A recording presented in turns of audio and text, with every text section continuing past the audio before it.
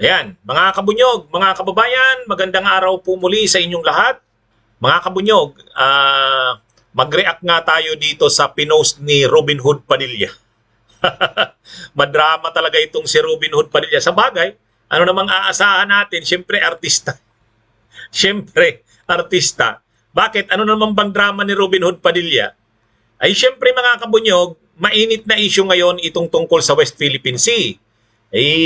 Noong kasing Sunday, balitang-balita naman na ngayon yan, lahat na yan halos pinag-uusapan, binangga ng barko ng China, yung China Coast Guard, binangga yung yung Coast Guard natin, binangga. At saka yung kinuntratang, anong pangalan nung sasakyang pandagat, yung Unay Zamay, na magdi-deliver sana ng mga pangangailangan doon sa crew ng BRP Sierra Madre. Ngayon, syempre, hinahanap sa social media, maraming nagre-react. Nasaan na ba sila Robin Hood Padilla? Akala ko ba matapang si Robin Hood Padilla? Nasaan na ba siya? Walang statement si Robin Hood Padilla. Yung mga senador, sila Risa Hontiveros, nabasa ko o napanood ko, naglabas na ng statement. Si Jinggoy Estrada, JB Ejercito, Mig Subiri, ayan, may mga statements na lahat yan.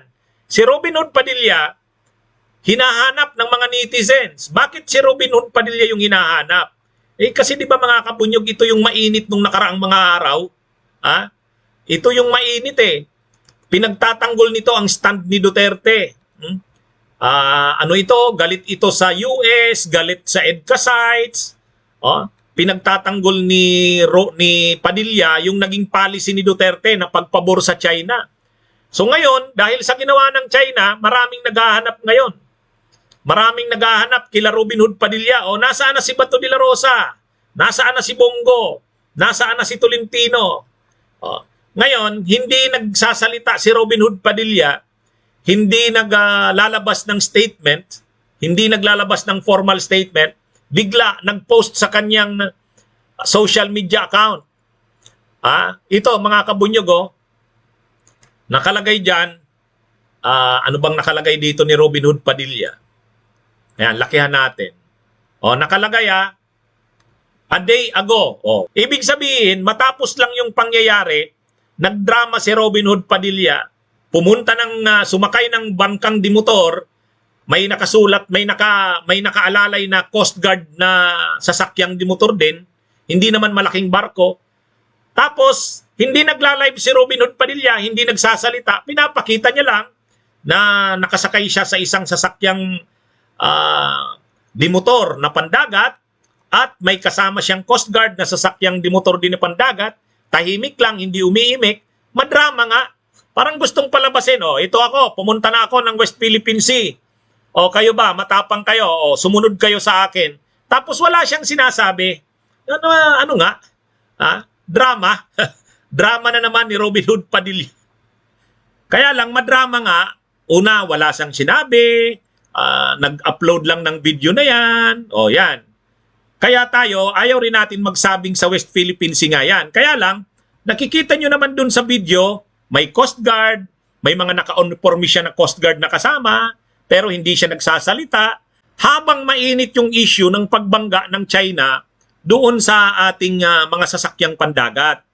Kaya kumbaga, dahil hinahanap nga si Robin, nasaan na daw ba si Robin? Ito yung sagot niya. Parang gusto niyang sabihin dyan, hinahanap nyo ako, ito, papunta ako ng West Philippine Sea. May kasama siyang Coast Guard, may kasama siyang mga naka-uniforming Coast Guard, at may nakaalalay sa kanyang Coast Guard. Kaya, malamang sa West Philippine Sea talaga ito, drama ni Robin.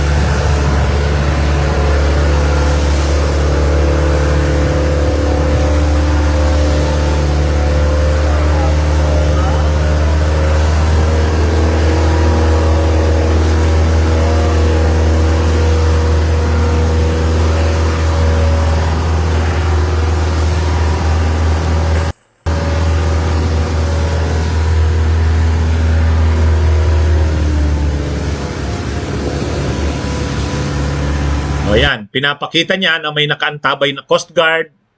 Ayan. O, kaya kunwari walang sinasabi si Robin Padilla. Alam naman natin yung drama. Ang drama niya, ito, wala akong sinasabi, ito, papunta ako ng West Philippine Sea.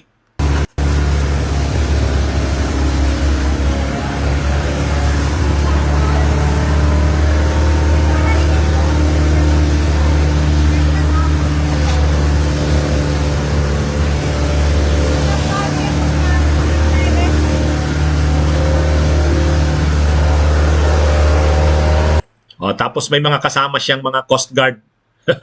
Anyway, sige mga kabunyog.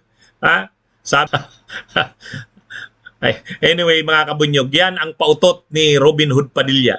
Dahil nga mainit ngayon ang issue ng China sa ginawang pagbangga sa ating mga sasakyang pandagat, at syempre yung mga DDS tulad ni Robin ay hinahanap ano nang masasabi ninyo na mga diehard Duterte supporters. Anong masasabi nyo sa ginawa ng China? Ito yung pautot ni Robin. Kunwari, papunta siya ng West Philippine Sea.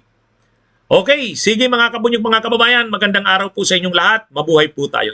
Bunyog, bunyog, halikan na kasama ka.